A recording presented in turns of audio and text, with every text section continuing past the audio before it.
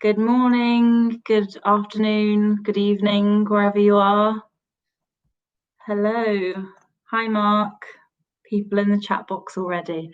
Hi, everybody. Thank you so much for joining us today and giving up your time to join us for the third session of our Maximising Maths Part 2 webinars. Today, we'll be joined by Andrew Jeffrey, who will be talking about algebra. Big thank you to Andrew for hosting the session today. He's currently getting himself ready for the session. Let us know where you're joining us from in the chat box. I can see lots of people saying hi already, so that's lovely. Let us know where you are in the world. Please do use the chat box throughout the session. Engage as much as you can. The session will run for an hour today, and after the session you will all be sent the recording, slides and your certificate. And if you've attended any of the other sessions that we've had this week, you will be sent all of the slides and all of the recordings from all of the sessions this week in the next few days. So if you've missed any, just keep an eye out for your inbox, and you will be sent all of the recordings and all of the slides. Please, carry on using the chat box. Love that everyone uses the chat box so much. So carry on and enjoy the session, and I will see you in an hour. Andrew, are you all ready to go? Bang on. All good. Thanks. All good. Brilliant. Okay. I will see you later on. Enjoy, everyone. Oh, thanks very much. Well, good morning, afternoon, evening, night, etc. Thank you for getting up / staying up / being up for this session. Really enjoyed yesterday, but I was terrified how fast it went. So I'll try and go at a pace that's okay. Delighted to be talking about algebra today. Algebra is one of those things that people seem to either really get on well with or not, as the case may be. So I am, I'm hoping, I'm having a bit of technical difficulty with my second screen. So I'm going to unplug my second screen, which means that I may not be able to see you that well.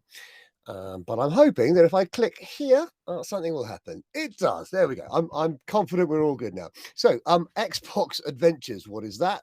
Well, I've called it Xbox Adventures because I discovered, as many of I suspect you would have done many years ago, I discovered that there's a real issue around algebra because numbers are abstract enough, let's face it. And then suddenly we're talking about letters as well. I'm not sure. Oh, no, my watch is going to go. Sorry, it's one of those days that you can either really let it get to you, like I nearly did, or you can just go, this is a day. Okay. All right. So let's crack on.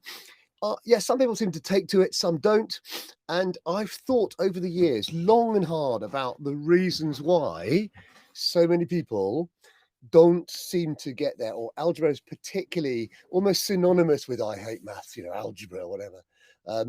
And that's a shame because algebra is much more at the heart of mathematics than the number, funny enough.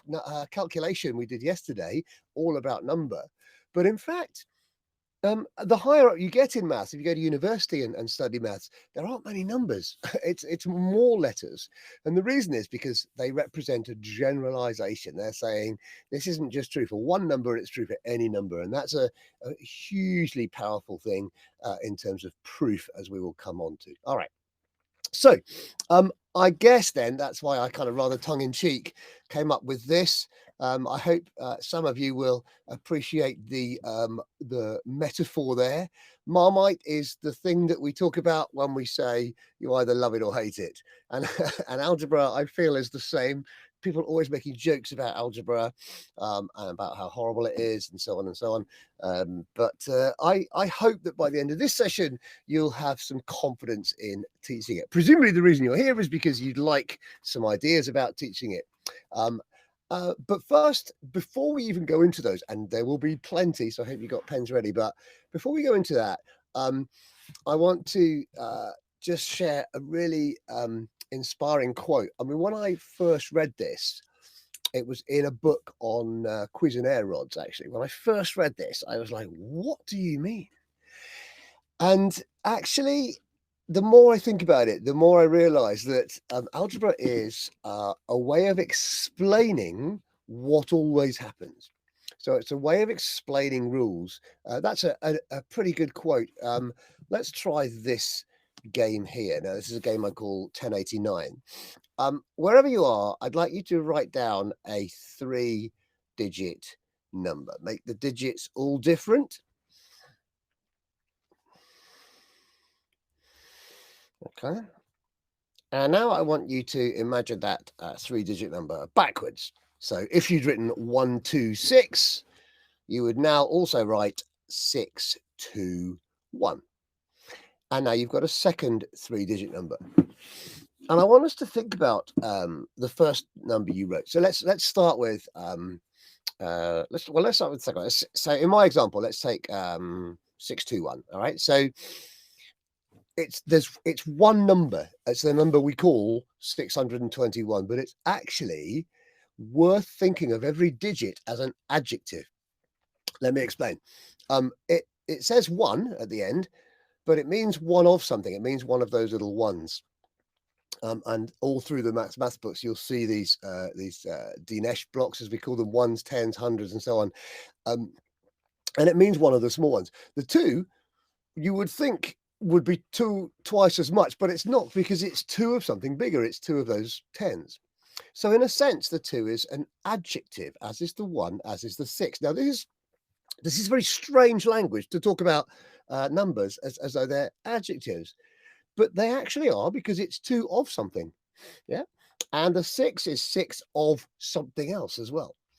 And so I have 3 questions. And incidentally, although this isn't a session about place value, if you do have children struggling with the place value of things, then point to a digit and go and ask 3 questions. What does it say? And they just tell you what it says. What does it mean? And what is it worth? So in the case of the 1, it says 1. It means 1, 1, and it's worth 1. The 2 says 2. It means 2 tens, and it's worth 20. So 3 different answers, all about it. Says 2, it means 2 tens, and it's worth 20. The 6, it says 6, it means 6 hundreds, and there's an S there, 6 hundreds, 6 of those things that we call hundreds, and it's worth 600. 3 different things. So that's going to help us, because what I want you to do now is you've got 2 3-digit numbers written down. Okay, 126 and 621 in my example. So whatever you've got and backwards. And I want you to subtract the smaller from the larger. Subtract the smaller from the larger. And I want you to put what you got in the answer box, in the chat box. Just put a couple. So for me, I'd do 621 minus 126. And that's interesting. You've probably done something wrong there, because it's a 3-digit number minus another 3-digit number. And if all 3 digits are different, I'm not sure you can get 1. Okay, you got 693. Okay. 495. Okay. In fact, don't bother. Okay, don't worry, guys. Just to convince me that you're actually doing it, rather than just sitting there and letting everyone else do it. Really. So don't worry about putting it in the chat. But whatever you get, whatever your answer is, I want you to do almost the same as you did first time. Okay. I want you to. So in Nessa's example, 693. Okay. I want you to add that to 396. Got it? Yeah, so whatever your number is, add it to itself backwards and see what you get. And then would you all type that answer in the chat, please? Okay. If you got a 2-digit number, by the way, then when you did the subtraction, if you got a 2-digit number when you did the subtraction, then put a 0 in the hundreds column to make it a 3-digit number. Now I've got 3 people's. Oh, well, that's interesting. Look, the first 3 people seem to. The first 4 people seem to have got the number that's on my screen. Something must have gone wrong. Oh, the first 5 people. This is very odd, isn't it? Greetings, Jamie. The first, hang on a second. Something very magical is happening here, I think. Everyone who chose a different 3-digit number, subtracted its reverse, and then took the answer. It's magic. It is magic. Well, it is magic in a way. It's the magic of math. Good evening, Susan. Now, here's the thing. Here's the thing. This trick, and it is a kind of a magic trick, is a fantastic hook for using algebra to explain the subtraction algorithm. Because what I'm betting you did is you put a 3-digit number here, and then a minus, and then a 3-digit number here, and then like a big equals sign. I didn't realize it was an equals sign at school. Did you? Like it equals, you put an equals underneath, and you put the answer in your equals. Like, whoa, why did I never think of that? Hello from Lebanon. Hi, thank you for joining us. So, so what you've done is quite magical. Why are we all getting 1089? You did that formal subtraction algorithm, but it's my contention that many children do not understand the formal algorithm. We're still getting people with this 1089 answer. It's incredible. Face value, place value, and true. Oh, I quite like that. If only that I could think of a word that rhymed with face and place. I'd love that. Okay, let's try this. Okay, what you actually did was a 3-digit number like this. Take away another 3-digit number. And if you've still got your pen and paper, would you write ABC and then underneath it minus CBA? You might want to leave quite a lot of gap between the letters.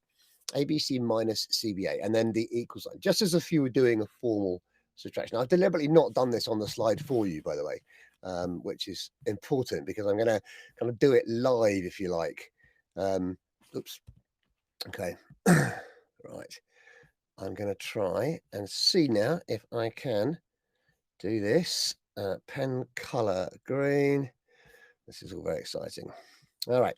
So, oh, okay, it works. I don't know if that shows up clearly enough. Does that show up clearly enough? Okay. Yep, someone's saying yes. All right. So I'm going to do this live. It's really important. Okay. Now, the first thing to realize is that this number here is the larger. And so the only way that can be true is if the number of hundreds in this number is greater than the number of hundreds in this number.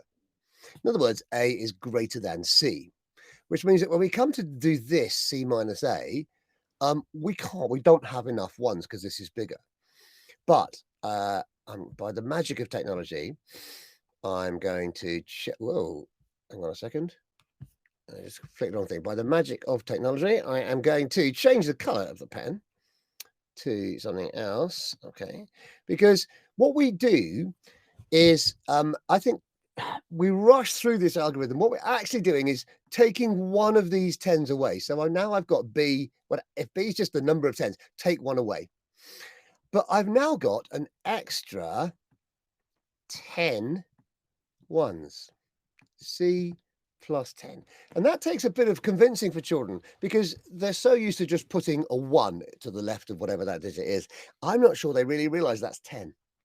So actually what we're doing is exchanging one of these 10s that we've smashed up into 10 extra ones. And now, of course, that gives me C plus 10.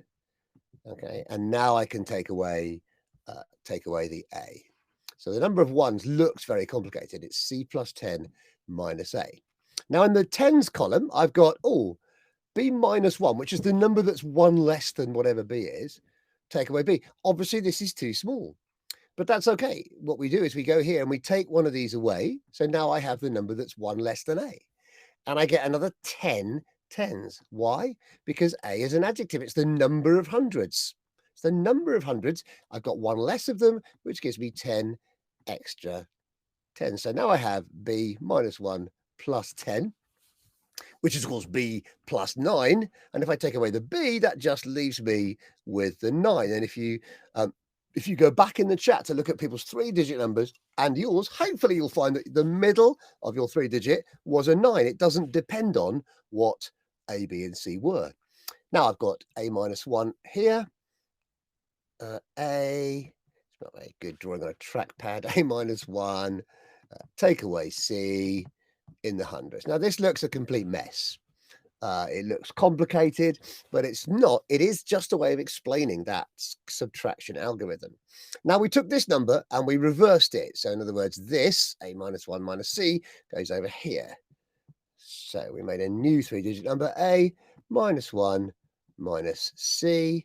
9 stayed where it was. And this number here, c plus 10, excuse my sloppy writing skills, c plus 10 minus a in the hundreds. And this time we didn't subtract, we added, right? We added, okay. And when we add, the most beautiful thing happens. So I need to change my pen color again. And pen color. I practiced this morning because it never works when I do it live, but it seems to be okay. Now, you probably know that 3 and minus 3 gives me nothing at all. 7 and minus 7 gives me nothing at all. An elephant and minus an elephant gives me nothing at all. But what's really nice here, if I add up the ones, can you see that I've got a C and I've also got minus C. Now, it doesn't matter what the value of C is.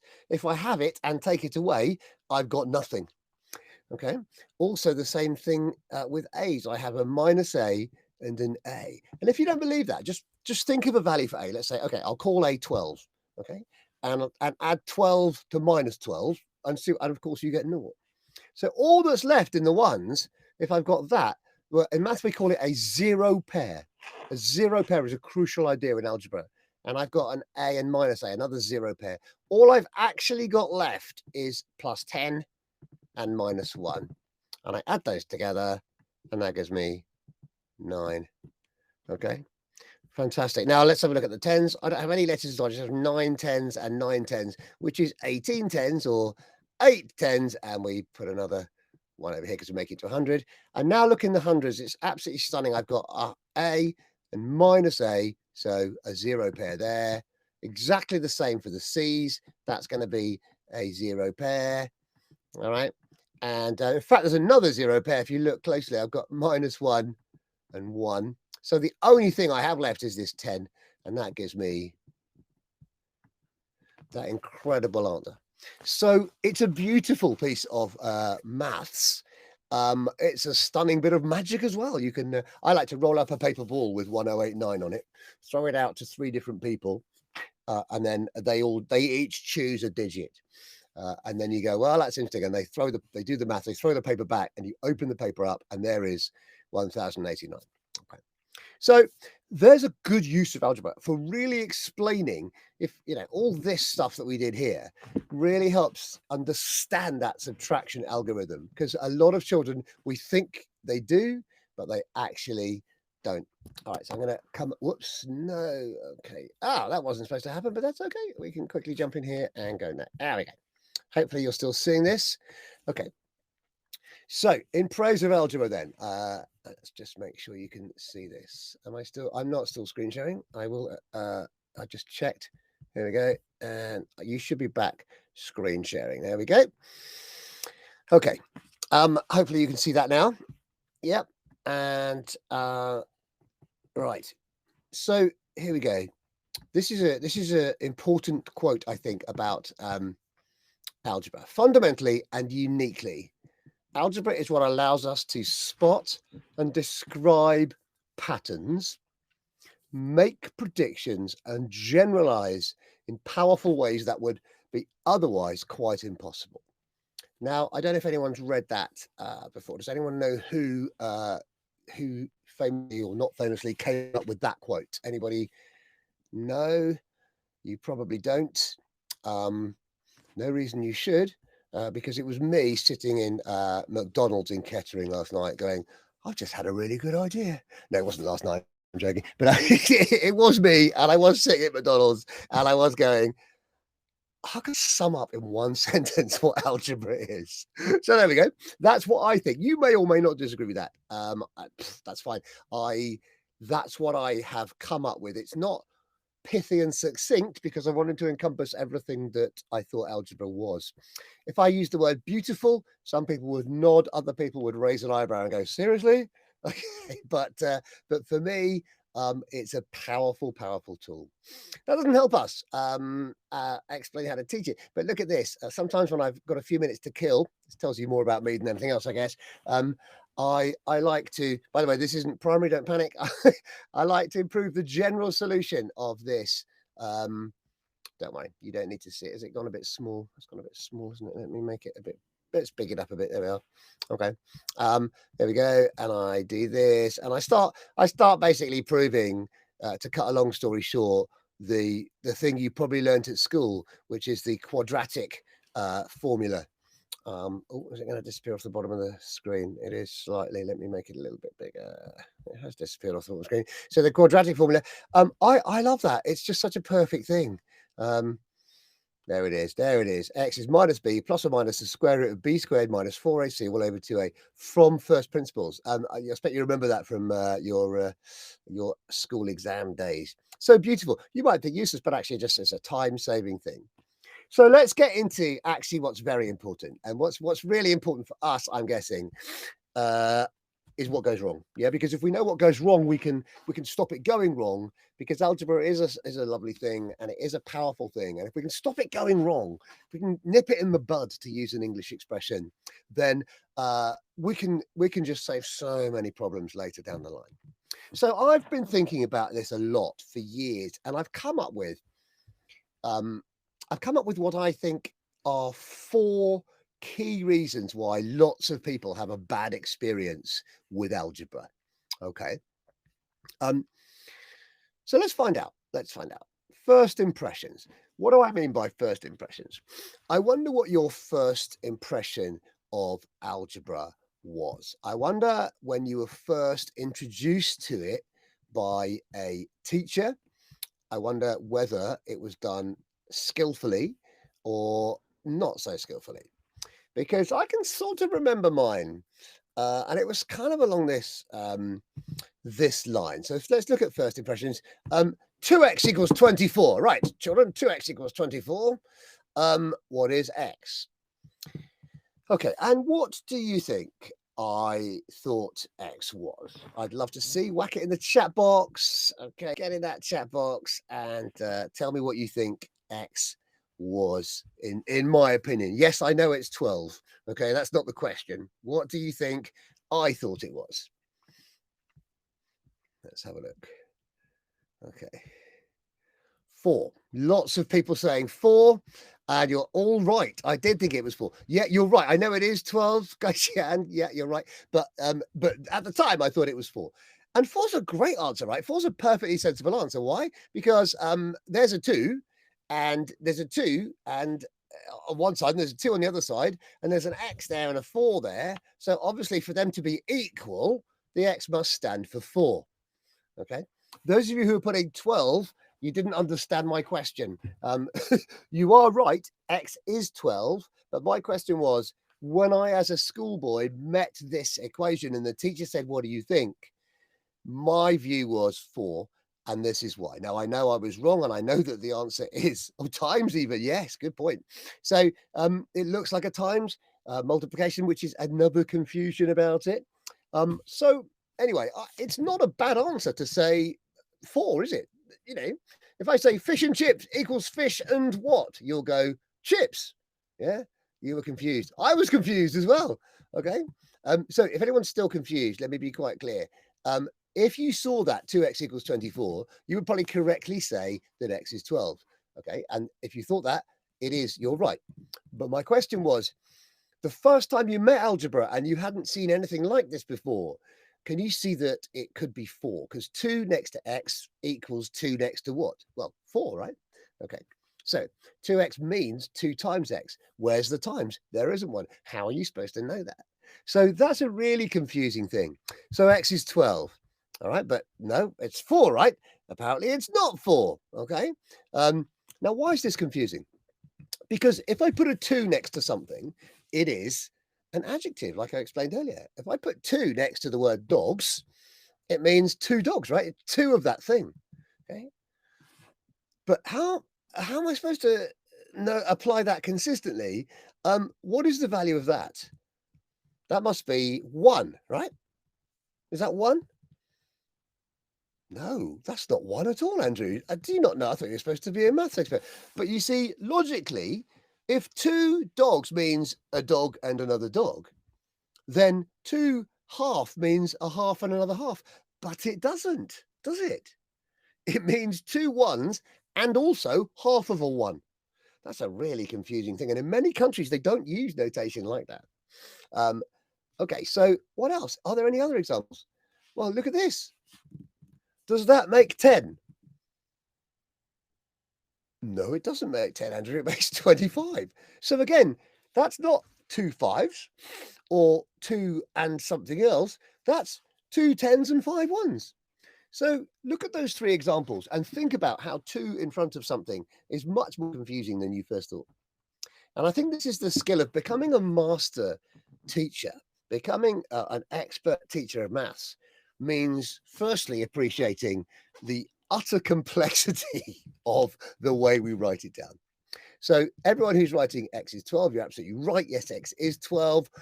That's fine. We've solved that now. We know that x is 12. So we come back the next day and the teacher goes, okay, so 3x equals 6. What is x? 3x equals 6. What is x? And you put your hand up because you know, right? You know. And you go, yes, I know. Yes, Andrew, it's 12. And the teacher goes, well, of course it's not 12. And you go, well, it was yesterday. It's changed its mind. X has changed its mind. You see, pi doesn't change its mind. If pi is 3.14 today, it'll be 3.14 tomorrow. But apparently x is allowed to change its mind. It was 12. You told me it was 12 yesterday. And today you told me it was 2, sir. I hate maths. I'm really confused. Now, I wonder how many people were introduced to algebra that way. I fear quite a lot too many. So I'm going to suggest a way that's completely opposite to that. All right. Don't bring in the abstract too soon. It's abstract enough. Okay. So the idea that somehow x was 12 yesterday and now it's 2 today is weird, right? So don't talk about it that way. Okay. So there are other problems, but can you see how your first impressions of algebra can turn you off? And I just wonder, just write me in the chat if your introduction to algebra was somebody wrote something like this on a board, some just weird equation on a board. Okay, so let me, yeah, there's one.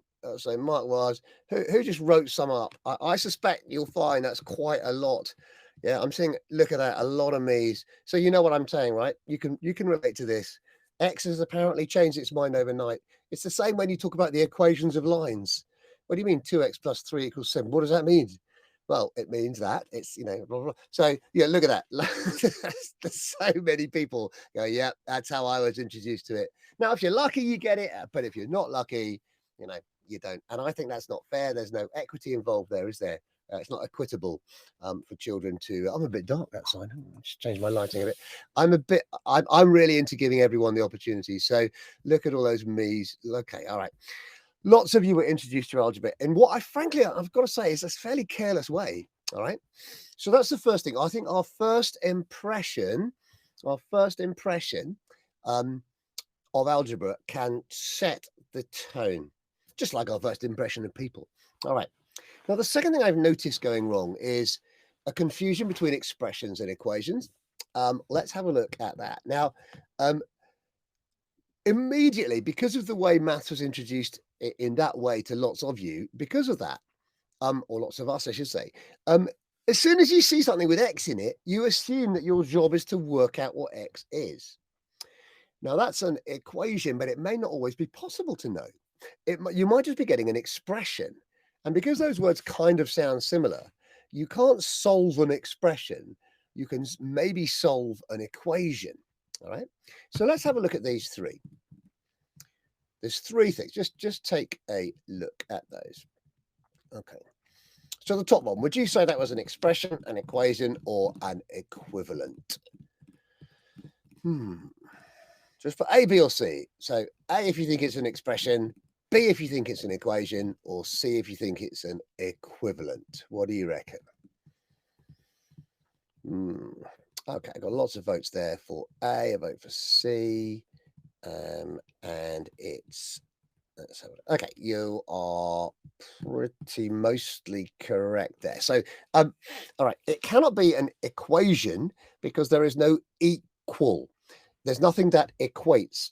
So equals, all right, if there are things which are equally balanced, then it's an equation. But there is no equal sign in that top one. So it can't be an equation. An equivalent has to have two things that are equivalent. So 5x plus 2x minus 3x is simply an expression. And what it means is 5 of something plus 2 of the same thing, take away 3 of that thing. Now, for some reason that I've never quite worked out, if I did it with pencils, and I said 5 pencils, add 2 pencils, take away 3 pencils, almost everyone would work that out and go 4 pencils. All right, that is 4 pencils. So it can be simplified, and if expression can be simplified down, not always, but this one can. Okay, because the x, this is the whole power of it. It stands for anything in the universe. Anything in the universe. 5 of anything in the universe. When you add 2 of the same thing and take away 3 of it, is 4 of it. So I don't need to know what x is to know that that expression will be 4x. All right. So it is actually an expression. There's no equal sign, and there's only one thing, so it can't be an equivalent. Right. The second one, 5x plus 2x equals 21. Expression, equation, equivalent. Now, technically, it's the second one and the third one. Okay. It is an equation because it's got something equal to something different. Okay. So I'm now saying 5 of something in the universe plus 2 of it is equal to 21. Oh, now that means it's very easy to work out what the x is, what is hidden inside that x box, if you like. Because if I've got 5 of something and 2 of it, I've got 7 of it all together. And if I've got 7 of it all together, making 21, then I can divide to find that it is 3. Okay. So in the second one, I can solve the equation. Okay. You can't solve an expression, but you can solve an equation. Now, the third one. Okay. But, oh, sorry. But before I go on to the third one, but also you could say, well, 5x and 2x equals 21. Is it equivalent to 21? It's actually equal to. Okay, so that's a slight, when you're given the actual value, you tend to call it an equation. All right, but the bottom one is very sneaky because 20x divided by 5x equals 4 looks very similar to the second one, but it's not. Okay, you can't solve it because 20x divided by 5x, it is 4. That's just another way of saying it. Okay. 20 of something divided by 5 of them will be 4. That's not an equation that we can solve. All right. Because it's not giving us any new information by saying it equals 4. We could already work out that it equals 4. So that is something that is equivalence. All right. So in other words, equal in value. So I think that's really complicated, don't you? And when you say solve the equation, what do you mean solve, or form an equation, or write an expression? I think we need to spend a lot more time working on what an expression and an equation actually is. So I think that's one thing. Now, misunderstanding what generalization means. This is a crucial and really, really common error. And this is where I want to go here. So 4 plus 6 equals 10. Now, you can all read that, but do you know what it means? And that sounds quite a rude question, but do you know what it means? First of all, kind of, is it an equation? Kind of, it's an equivalent, but what does it mean? And it means, if you've been following along so far, you won't be surprised to know it means if I have 4 of something and another 6 of that thing, I will always have 10 of that thing in total. It doesn't matter what that thing is. And that's what confuses people. But actually, we tend to assume, if we just see it written like this, we tend to assume that the thing is a 1. Yep. So 4 of those things we call 1s plus 6 of those things we call 1s is equivalent to 10 of those things we call 1s. Now, that's what it means. Let's have a look at this. If I say 4 dogs and 6 dogs, that's worth the same as 10. Okay, you have no problem with that. If I say to children 4 hats and 6 hats, they'll go 10 hats. If I say 4 cars and 6 cars, they'll say 10 cars. If I say 4 nines plus 6 nines, they'll go, which I find fascinating, because they could instantly say 10 nines or 90, but very few of them do. Very few children will go, well, that's obviously 10 nines, which is 90. And for some reason, they don't see the number as an adjective unless it's in front of a noun that's a physical object. If it's in front of a number, they struggle. I mean, you can try this. You can say, what's 4 times 37 plus 6 times 37, and ask children to do it in their head. It's quite hilarious, really. And they and then go, okay, if it's too hard in your head, do it on paper. And 99 times out of 100, they'll do a multiplication, another multiplication, and add them together. And those two things added together will become 370. But very few people spot, including adults, very few people spot that, hang on, 4 37s and 6 37s is 10 37s. Because if I say 4x plus 6x, that's 10x, whatever x happens to be, even if it's 37. So it's quite a fun thing you can try. So actually literally try this with your class. Yeah. Say, all right, can someone give me a 2-digit number? 68. Okay. 4 times 68 plus 6 times 68. How quickly can you do it? And you just go, well, it's 680. It's 10 of them. And it's a nice way of thinking about a generalization.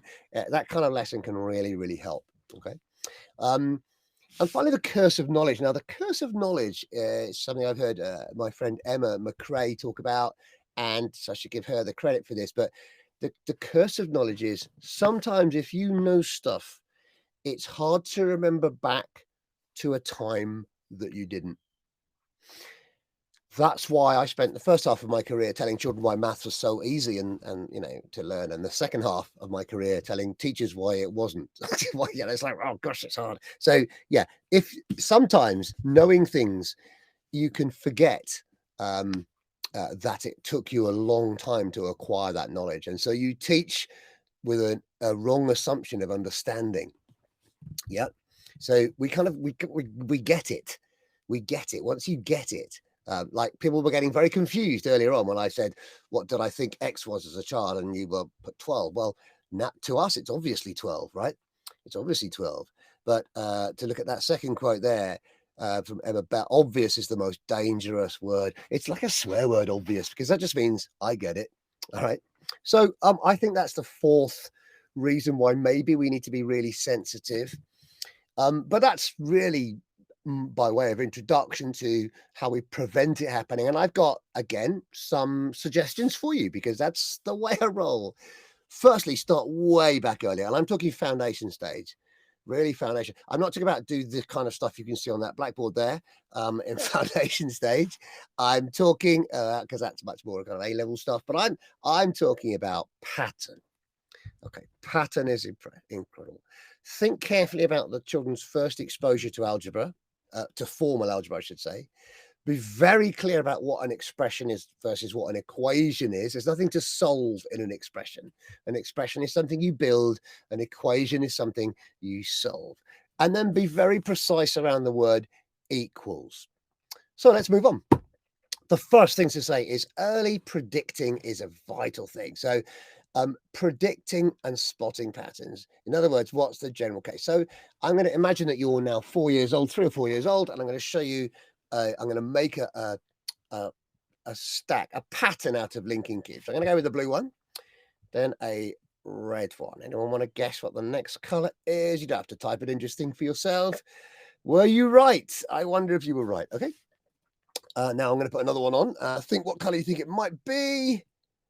Okay. Oh, right. Now, has anyone spotted a pattern? And this is the beginning of understanding algebra.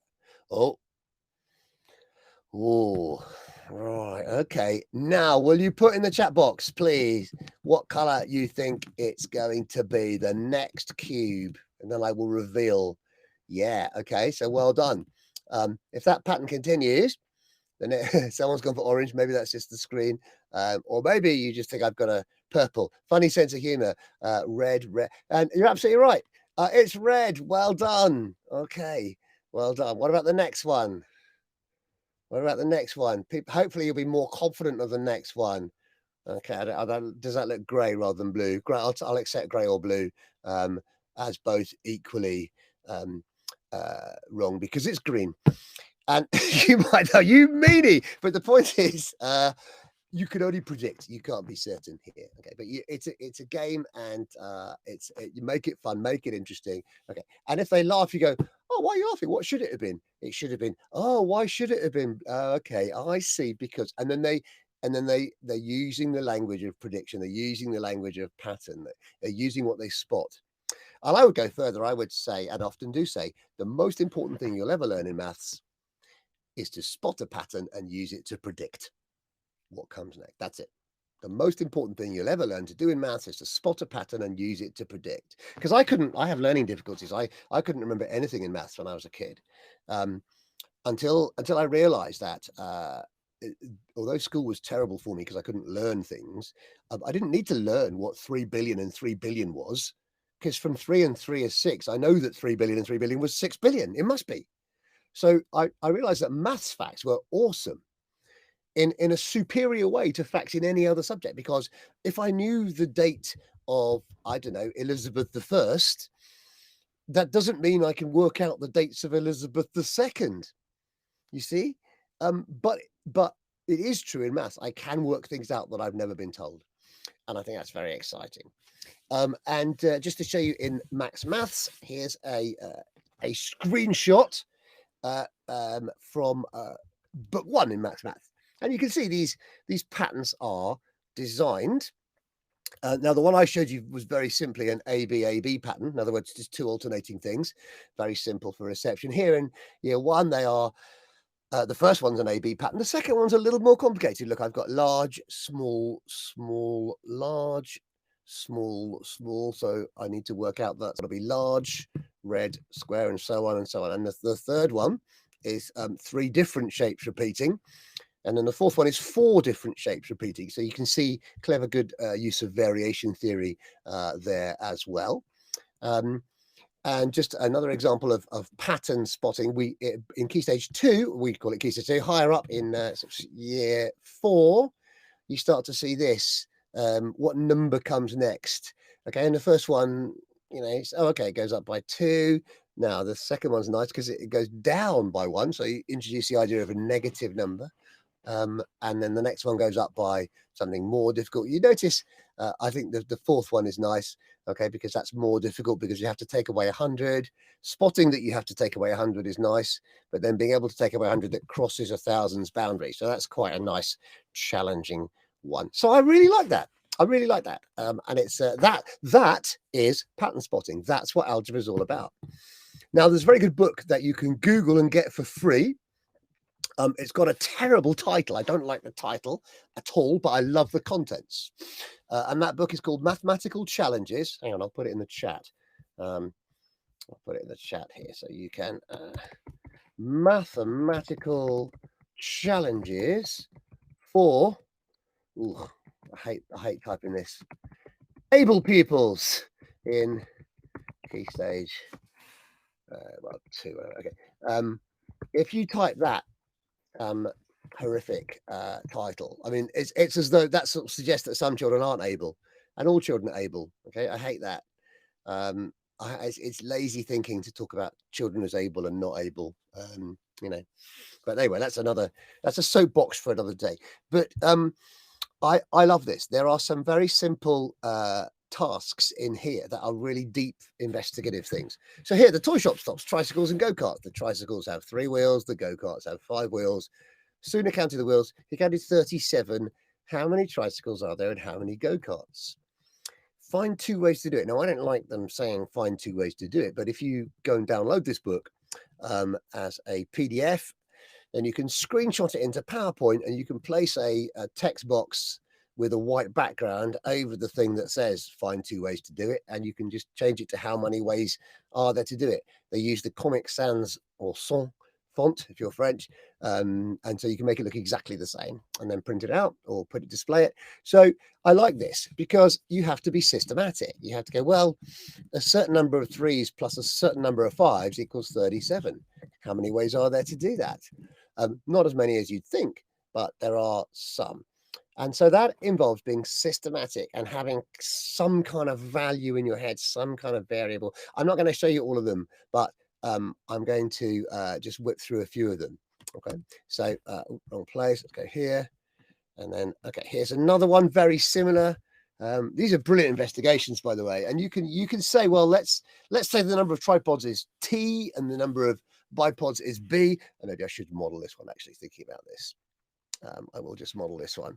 Okay, so if T, okay, is the number of, it's not very good, T, is it? T is the number of tripods, and B is the number of bipods, and there are 23 altogether. And I can make an equation. I can say that 3 should be a capital T. Sorry, 3 times the number of tripods that's the number of legs on them all. Okay. And bipods have 2. So for every bipod, I've got 2 legs. Okay. So altogether, I'm going to have 3 times the number of tripods, 2 times the number of bipods. And altogether, there are 23 legs. Okay. How many tripods are there? Well, I don't know. Let's supposing there was 1 tripod. So T was 1. Then that would be 3 times 1 and 2 times the number of bipods is equal to 23. So can you see that 2 times, oops, I'm thinking a step ahead, aren't I? Sorry. Is equal to, I do that a lot, is equal to 23. So can you see that 2 times the number of bipods must be equal to 20. So the number of bipods must be equal to 10. So we could say there was 1 of them and 10 of them. Okay, that's a good start. That's one solution. What if there were 2 tripods? Then you get this 6 plus 23. 6 plus 2b is 23. 2b is 17. Oh, that doesn't work. Okay, what if there were 3? Then and so on. So you can use algebra, if you will. Okay, you can use algebra, if you will, to help model your solutions. Here's another one.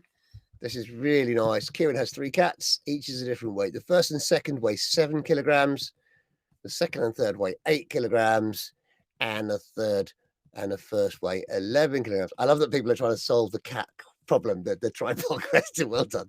Okay, so this again, if I call my cats A, all right, B and C, then the weight of cat 1 and the weight of 2 equals 7. I think this is a really clever way of doing it.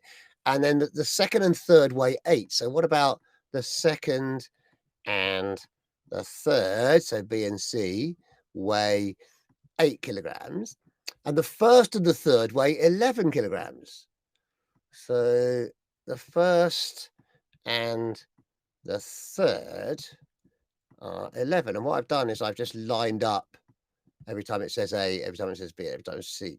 So all of this stuff here is equal to all of this stuff here. And if I add them up, I get 2 lots of A and 2 lots of B and 2 lots of C equals, I don't know what that is, 15, 26. All right.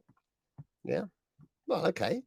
Well, that's good, because now I know that 1 of each of these must be 13 if 2 of each of these is. So I've got A and B.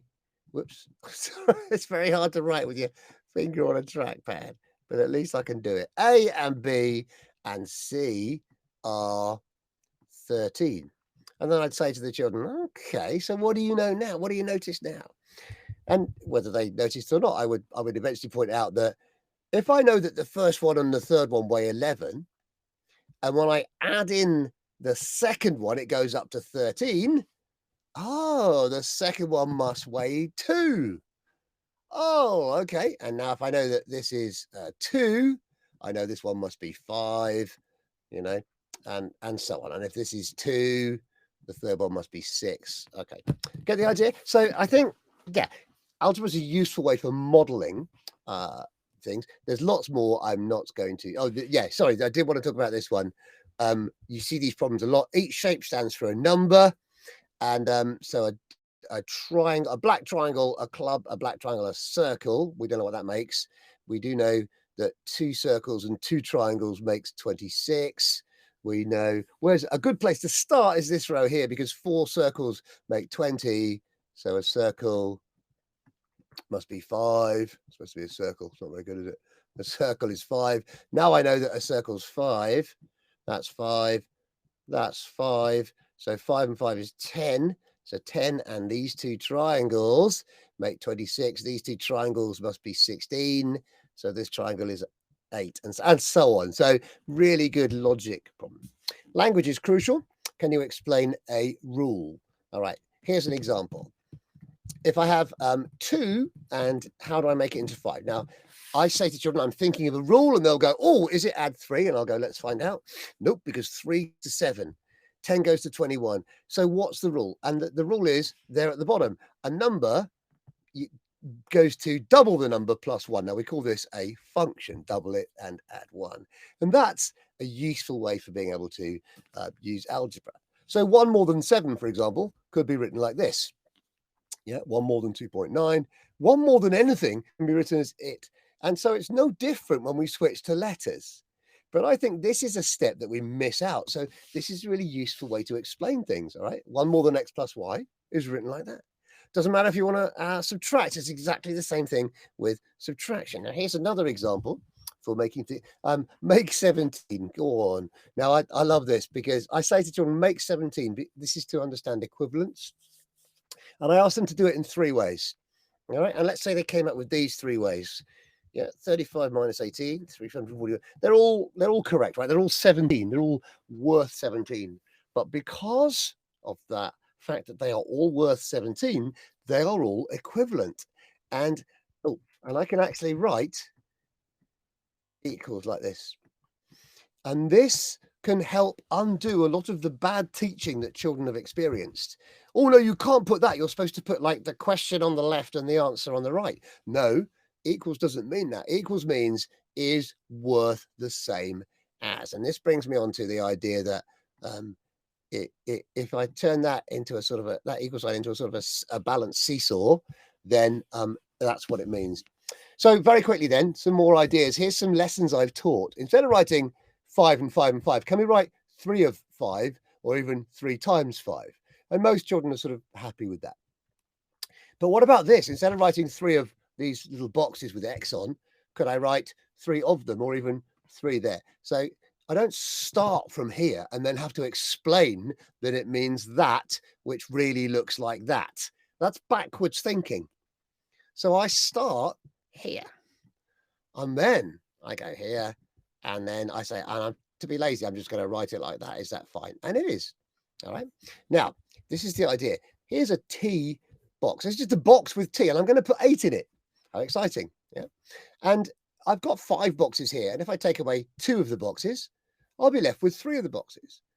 It doesn't matter what I put in there, it doesn't matter. So if I put 8 in there, then obviously I've got 40. 5 8s is 40. Take away 2 8s is 16.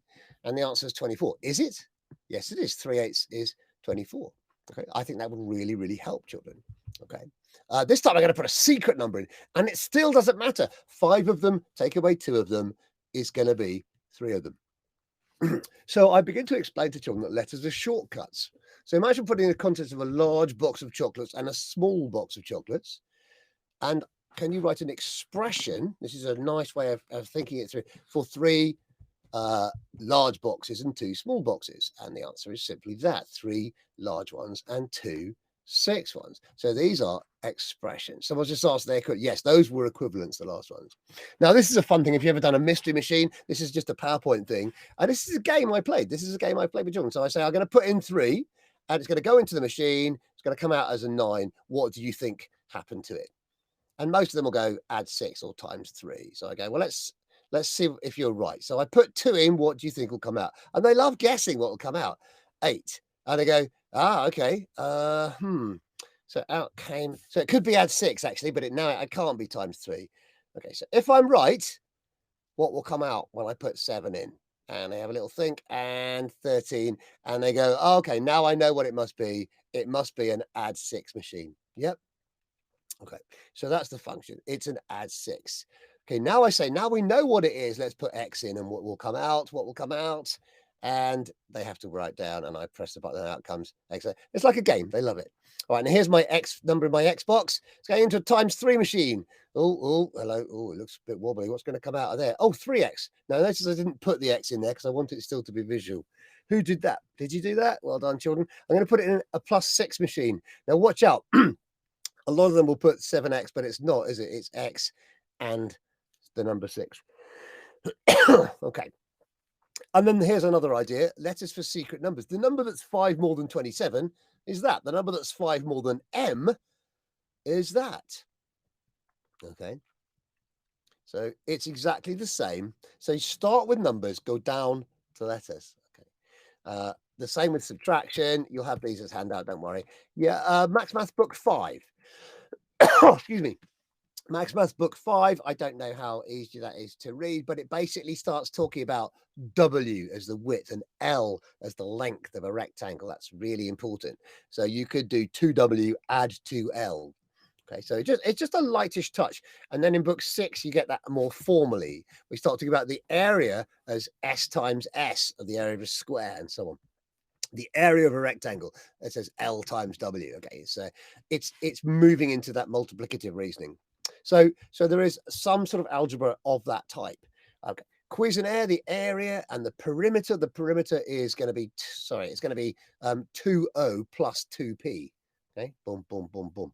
So you can generalize. What about this one? The whole, if there's a 10 by 10 grid, how many blue ones are there? It's quite tricky. So some people would do, well, it's 100, 10 by 10 minus 9 by 9 would be a good way to do it. Other people will go, well, there's 8 there. So that's going to be 8 times 4 plus 4, also correct. Some would go, well, it's 9 to there. Then it's another 9 to there. Then it's another, so it's going to be 4 9s. That's a clever way to do it. Other people will go, it's 4 10s, take away 4. They're all correct. And they all form algebraic expressions. If it was a slightly bigger one, I can still use the same. I can say, well, it's 14 squared minus 13 squared, or I can say 14 times 4 minus 4. I can start to use my generalization. Couple of quick, I'm going to skip actually. I'm going to skip to next slide. Hang on. I'm gonna skip these because I want to show you one last thing that I think will really inspire you. Oh, this is a lesson you can do using an equal sign. Give everyone an equal sign and ask them to make as many correct sentences as they can with stuff on the table. And it's amazing how creative they come. This is just some children. That one there looks like a Dalek, but it's not. It's a balance. Okay, that's really nice. 3 well, in my currency, £1 coins, but it could be $1 and 6 50-cent or 50-pence pieces. Really good, right? So she really understood the idea of equivalence because I showed them a balance scale, and you can see that when it balances, it's equal. So that's why if I've got 2 Xboxes balancing with a 12, I know my X is 6. I'm going to show you very quickly in our last minute. Okay, I can play this hiding game. You know, like, what am I hiding? Well, it must be an 8, right? What am I hiding here? It must be a 4 because I've got 6 and 4. So that's subtraction. What am I hiding? Let's go into a harder one. What am I hiding here? In the envelope is 3 identical pieces. Now I've got 3 identical pieces. They make 21. Each piece must be worth 7. All right. What am I hiding here? Well, this is more difficult, isn't it? Because I've got some envelopes, but I've also got an extra piece. But that's okay. If I understand what equals means, I can just take the extra piece out as long as I also take one out from the right-hand side. You notice I've only got 2 here instead of 3. So instead of 2 envelopes and that piece, okay, here's another even harder one. But this time, of course, I've got an envelope on both sides. Doesn't matter. If you imagine someone the same weight jumping off each side of the scale, then I can just take one off because they're identical. Okay. There we go. And now I've solved something like that before. I now just take 2 away from each side and that gives me 8. So each one must be 4. And this is, no, we've done that one. Hang on, let's go back to the next one. Next one.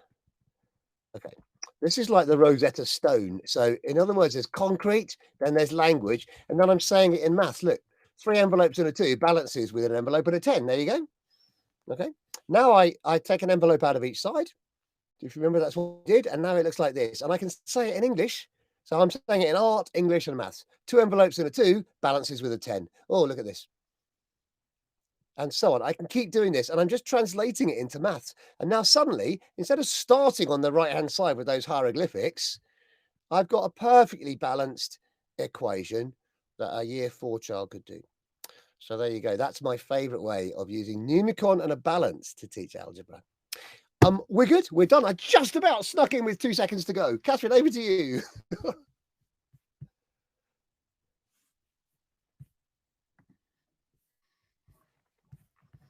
Thank you, Andrew. That was really, really interesting. I really loved that example at the end that you used of the balance. And I wish that I was taught that at school.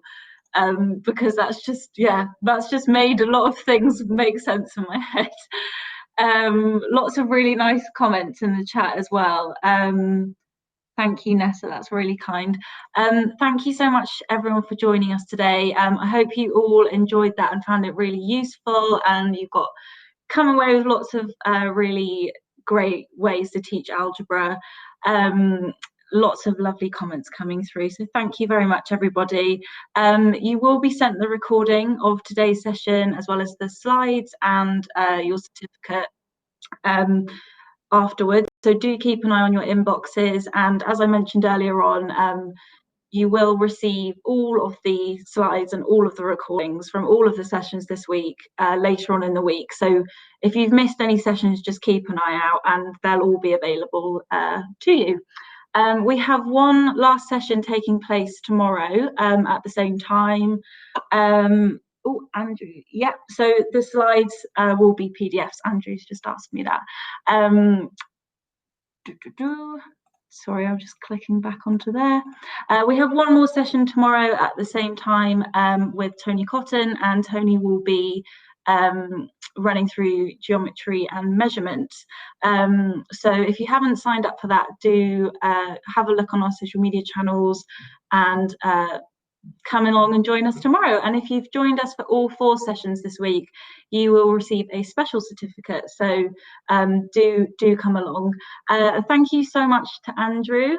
This is Andrew's last session of this week, so thank you very much, Andrew. It's been great to have you again, and I hope to see some of you tomorrow, and enjoy the rest of your day. And I hope you've enjoyed the session as much as I think everyone seems to have enjoyed it. So thank you so much, everybody, and see you very soon. Thanks, Andrew.